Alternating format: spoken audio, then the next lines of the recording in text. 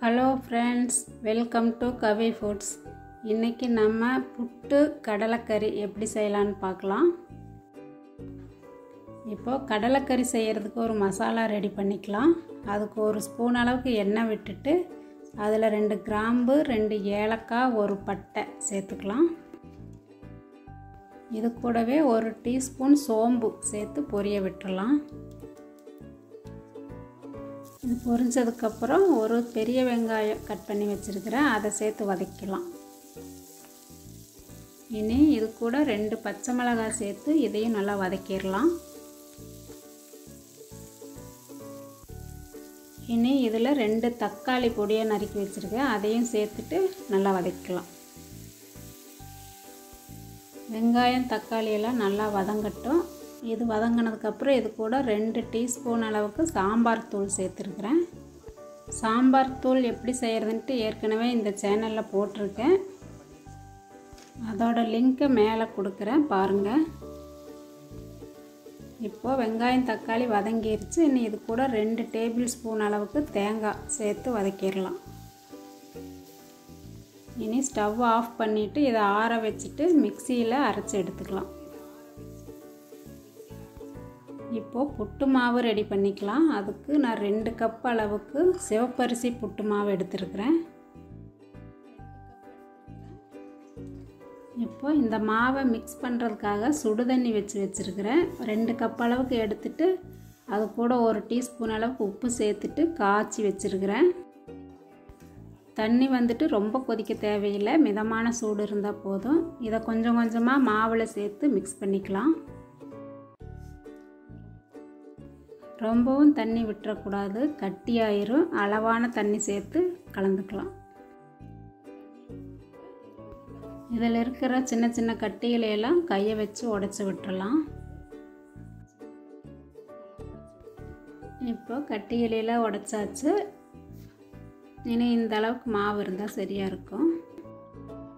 இனி இந்த மாவை ஆவியில் வேக வச்சு எடுத்துக்கலாம்.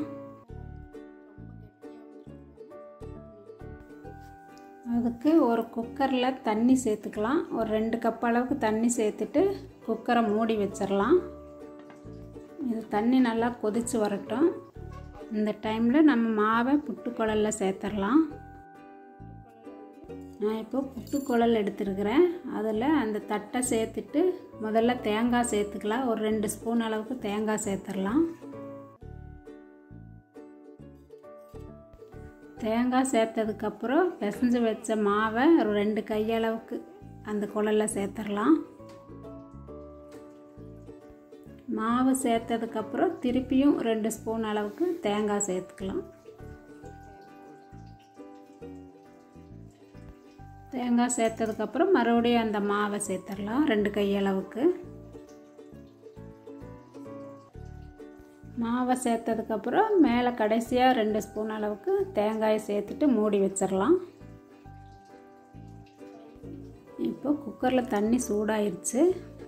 இப்போ அந்த புட்டுக்குழலை வெயிட் போடுற இடத்துல வச்சுட்டு ஒரு 15 நிமிஷம் ஆவியில் வேக வச்சு எடுத்துக்கலாம். இப்போ கடாயை சூடு பண்ணிவிட்டு அதில் 2 டேபிள் ஸ்பூன் அளவுக்கு எண்ணெய் சேர்த்துக்கலாம். இதில் 2 கிராம்பு 2 பட்டை சேர்த்துக்கலாம்.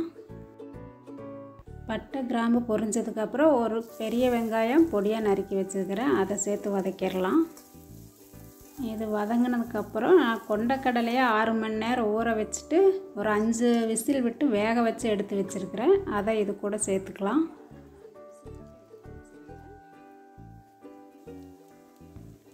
இப்போ இந்த கொண்டக்கடலை இதில் சேர்த்துட்டு அதில் இருக்கிற தண்ணியும் இது கூடவே சேர்த்துடலாம். இப்போ இது கூட அந்த அரைச்ச மசாலாவையும் சேர்த்து மிக்ஸ் பண்ணி விட்டுறலாம்.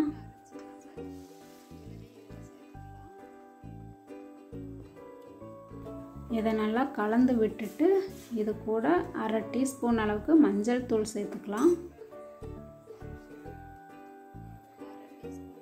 மஞ்சள் தூள் சேர்த்ததுக்கப்புறம் நல்லா கலந்து விட்டுறலாம். இனி இந்த மசாலாவுக்கு தேவையான அளவுக்கு உப்பு சேர்த்துக்கலாம். இன்னும் இதையெல்லாம் நல்லா மிக்ஸ் பண்ணி விட்டுட்டு கொதிக்க விடலாம். ஒரு 1/4 மணி நேரம் இந்த தண்ணியெல்லாம் சுண்டி வர்ற அளவுக்கு கொதிக்க விட்டுறலாம். இப்போ நல்லா தண்ணி சுண்டி வந்துருச்சு. இப்போ கடலைக்கறி ரெடி ஆயிடுச்சு. மல்லித்தலை தூவி இறக்கிடலாம். இப்போ 1/4 மணி நேரம் ஆயிடுச்சு. புட்டு நல்லா வெந்துருச்சு. இனி தட்டுக்கு மாற்றிக்கலாம். இப்போ புட்டு கடலைக்கறி ரெண்டும் ரெடி ஆயிடுச்சு.